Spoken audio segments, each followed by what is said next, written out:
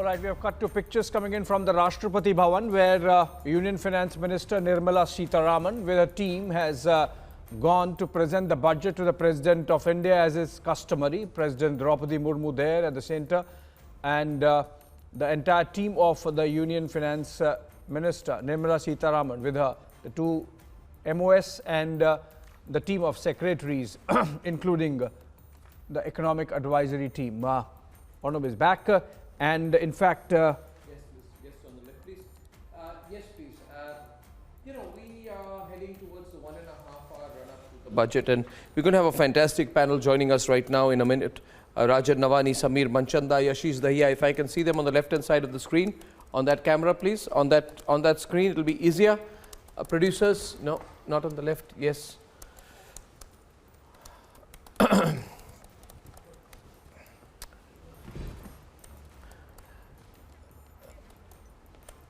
Those are pictures. The finance minister with at Rashtrapati Bhavan.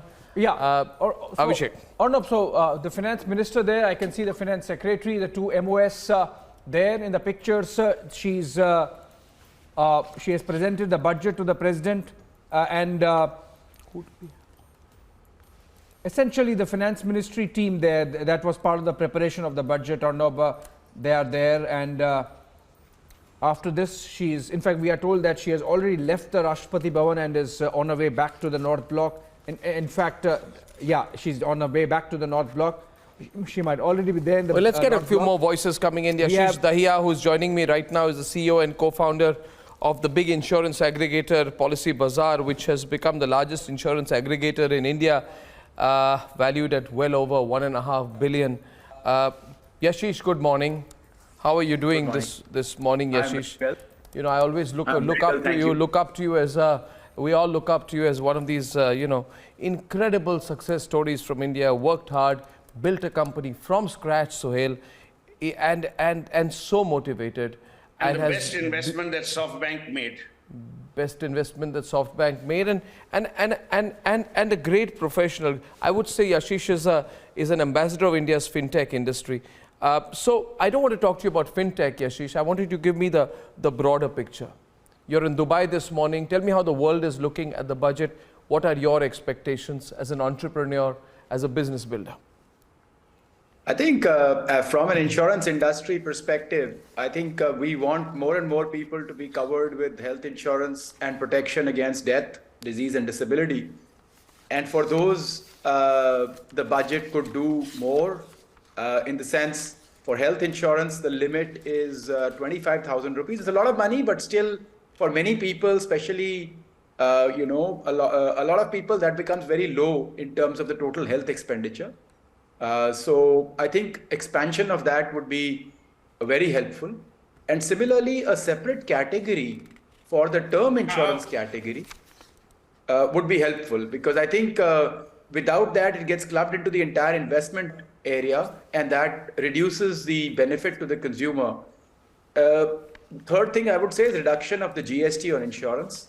There are many places to, make taxes, but this is something which has to be promoted. Our insurance penetration is very low, so that would be helpful. I hope to see some of the increments and some changes on these pieces as far as the insurance industry is concerned.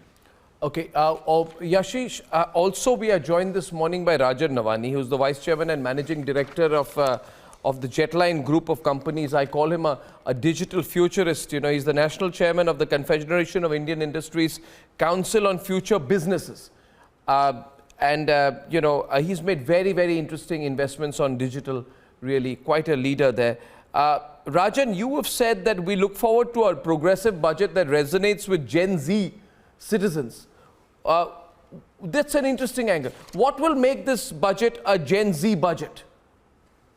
So, Arnab, I think, for a country where 1 in 10 people in the world is an Indian under the age of 25, I think we are at a very, very strong inflection point, and that's the Gen Z, consumer. I think the Gen Z today really is looking at a budget which is going to empower them not only to be able to improve their livelihoods, but to be able to enable themselves to get skilled better, to be able to build capacity in them, to be able to unlock themselves to the true potential of what they can be. I think a big push to entrepreneurship, innovation, because adoption of new technologies, or what you talk of digital natives, really resonate with that generation. And they're not only going to build the next generation of businesses and create greater job employment, but also lead when it comes to being able to create value both for India and the future.